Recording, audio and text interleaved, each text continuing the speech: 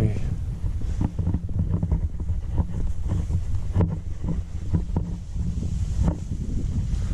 Alright guys, well, we are here on a clean out job for an oak tree. I've been here before and I don't quite remember if if we did a video for this job or not. I think we did, but I'm not for sure. But I'll show you what we did. Dang it, I gotta walk back up and put my keys back in my truck or I'll forget and lose them. Here's the tree we're doing. It's actually a pretty good sized oak. It just, camera never does these things any justice. But you can see we're gonna deadwood this thing, which it has a lot of. A little bit. If you look, there is some kind of a beast living up in this thing. God only knows what that thing is. Probably a honey badger or something, or a little bear. Probably a bear. More than likely a bear, yeah. Alright, well, I'll click the camera back on when I get up there and have that thing jump out my face. We're going to try to make this real quick and get right back to the video, because I kind of don't like doing this pause in the middle.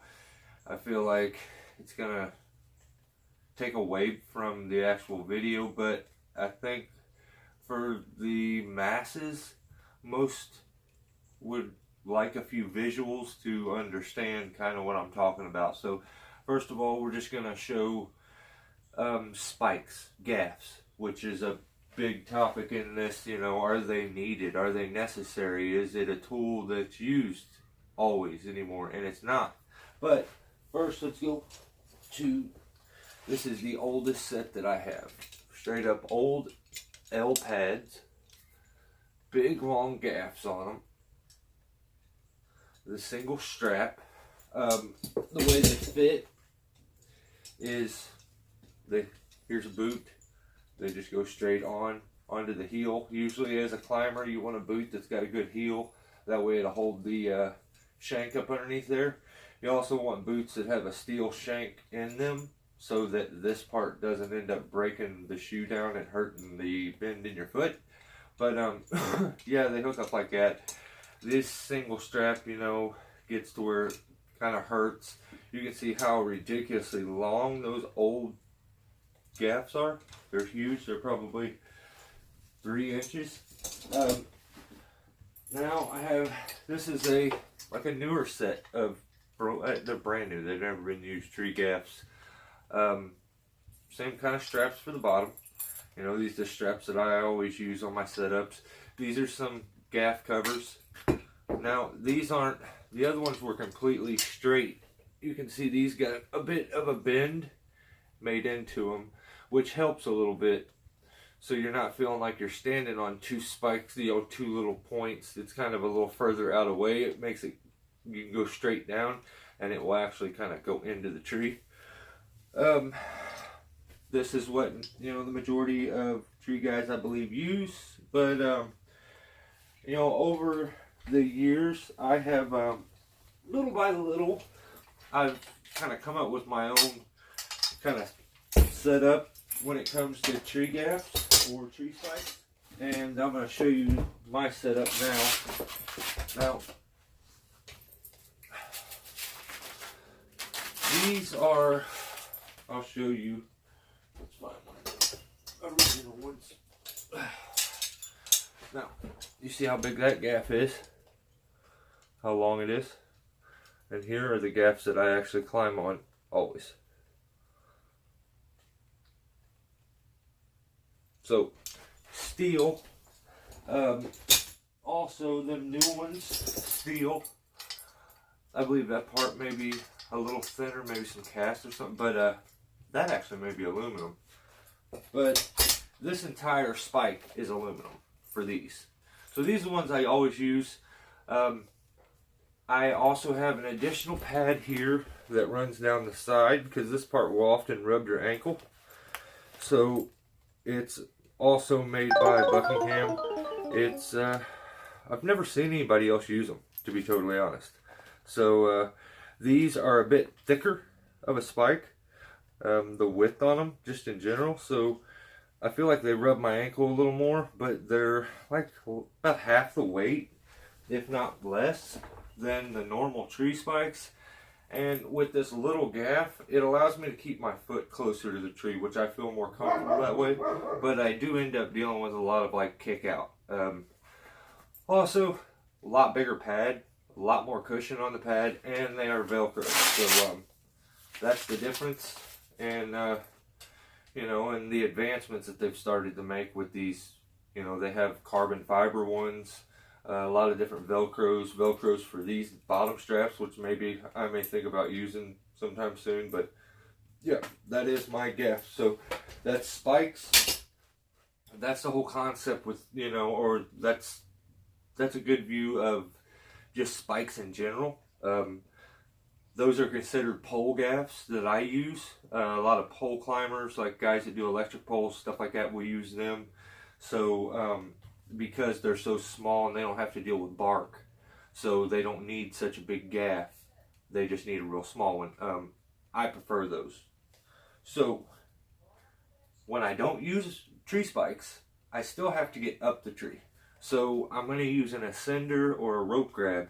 So that's what we're going to show now, and then we're going to get right back to the video. So first thing, when it comes to ascenders, rope grabs, you could hip thrust your way up into a tree without using tree spikes. You know, you kind of plop your feet up onto the tree and get your rope set first. Usually with all these setups, you set your rope from the ground with a throw ball, and then you just kind of pull the rope and then slide the knot. Pull the rope, slide the knot. Or you can have something like this, which is a hand ascender. It's got a little lock right here. And you pull that lock, open that thing up, and it bites down onto a rope. It will allow it to go up, but it can't go down. So up, but not down. So as you're going up, you could take and like tie a foot loop, which would be something like this. It's got just a little loop in the bottom of it, and clip one of them on, or make your own with a rope that goes down to your foot, and you can step into it. So you lift it up and it allows you to step and get a little height. So that's one of the ascenders that gets used. Also, the main one in my opinion is the actual foot ascender, which goes onto your boot, and you will crack this thing open. It opens up, your rope goes into there, kind of like this. Exact same concept with, you know what, I have it on the wrong side of the boot, but yeah, I'm not wearing the boot, that's why. But yes, same concept, and you know, you step and go up, up, up. That's supposed to be on the inside, same spot where your spike's supposed to go. So they're very easy to put on, take off. You just open them up, pull them there. They got a little pad. It goes up underneath, just like it did with the spike, up underneath that shank there. So in all actuality, it's supposed to go on like this, and then snug up like that. And then usually I take the strap and hide it, the leftovers. So there it is, it's on the inside. You put your rope in like that, clip it down, now it's good to go. Same thing, it'll allow you to step and climb up the rope.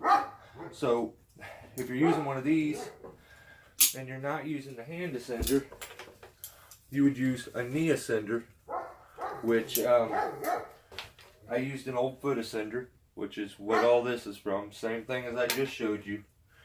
And this was actually attached to it.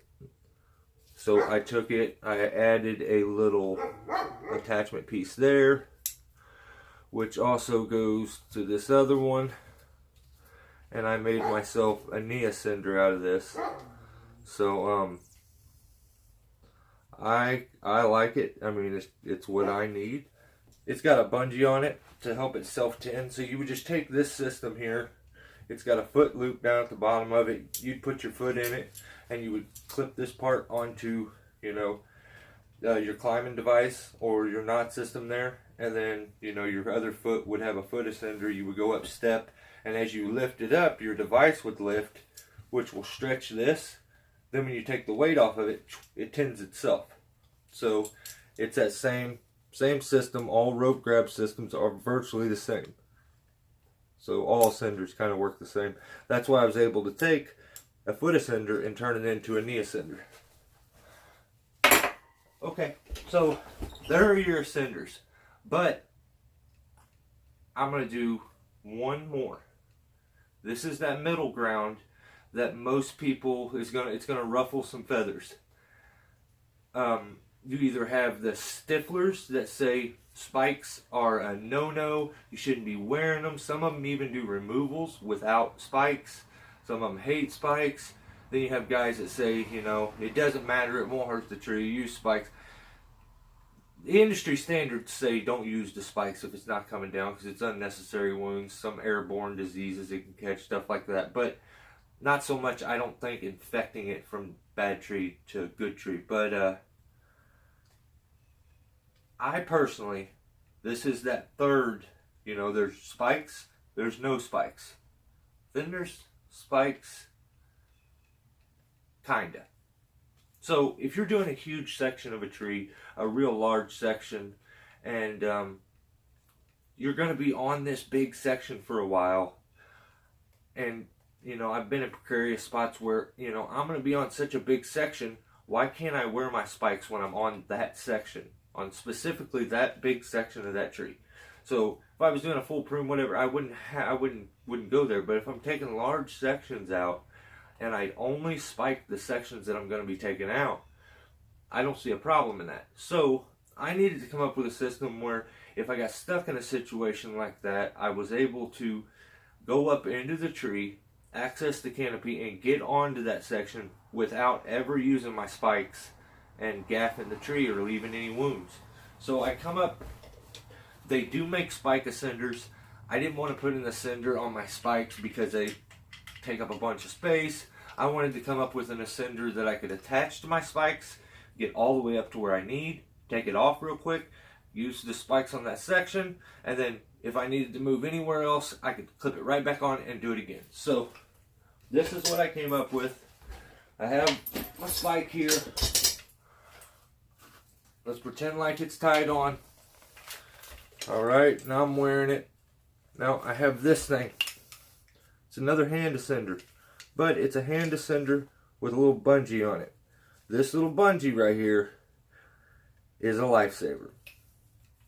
I'm able to take very quickly. Now, let's pretend like I'm in the tree right now, and you know you're in precarious spots. You're having, you know, you need to put this on. Look how easy this is. So I have it here. Here's my spike. I would reach down there, hook it on. Hang on, let me put it up here. So I'd reach down there, I would hook it on, and I would take these prongs, run them up here, and clip them on to the top of the spike. Just like that, and like that. So now I have a spike ascender. This will stay in place. This works perfect. I would maybe adjust this a little more over to here to where it lined everything up a little better. But as you can see, you got good alignment there. And you just lock it in. Lock your rope into there. And now you are able to climb up with your spikes. And it is far enough, it allows it to stay far enough out of the way to where you're not gaffing your rope. You know, a lot of spike ascenders, you end up spiking your rope because they're so close. But, yeah, I hope something here helped somebody. It maybe made something make some sense. And maybe, maybe this kind of stuff will help somebody one day. But, yeah, I'm going to get you guys back to the video. I really hope this was not confusing and it made a little bit of sense. But, yeah. Back to the video in the tree. See ya.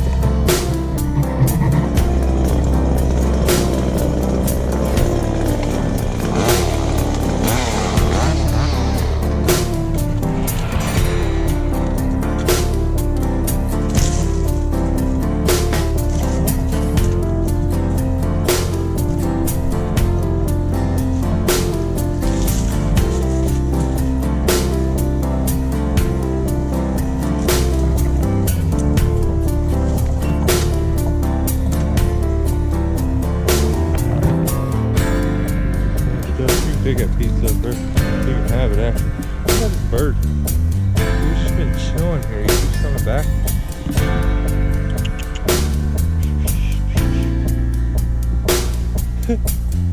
I stepped on him earlier.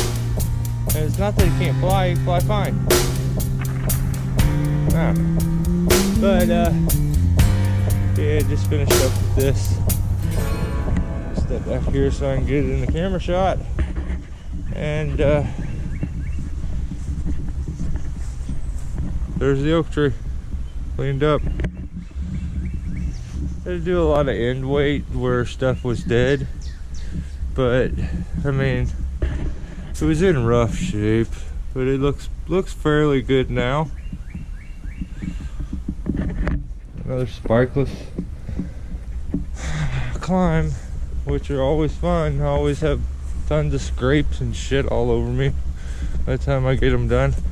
But yeah, the customer, we showed up and he had pizza for us first thing, which was just awesome.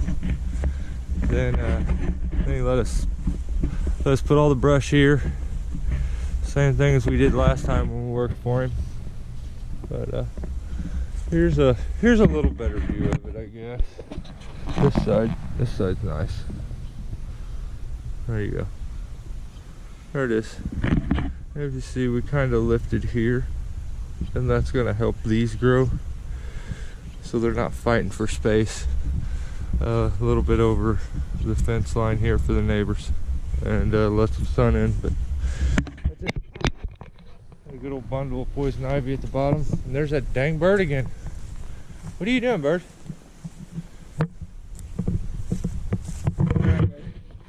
Well, we gotta run, I don't know, about a half hour from here. No, a little less than that. Go give an estimate. We're done for today. Jake's up in the truck ready to go. See you, bird. See you guys.